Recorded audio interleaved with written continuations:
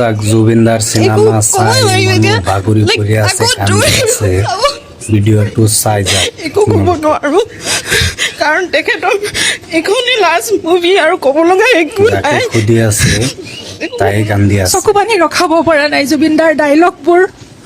সময় লাষ্টত ক'লে যে সময়ক ভয় কৰোঁ আচলতে সময়ে সঁচাকৈ সময়ে লৈ গ'ল জুবিনদাক সময়ে লৈ গ'ল সময়ে আৰু অলপ সময় দিব লাগিছিলে বৰ দুখ লাগিল ক'বলৈ ভাষাই নাই হয় গোটা লাগিছে বহুত দুখ লাগিছে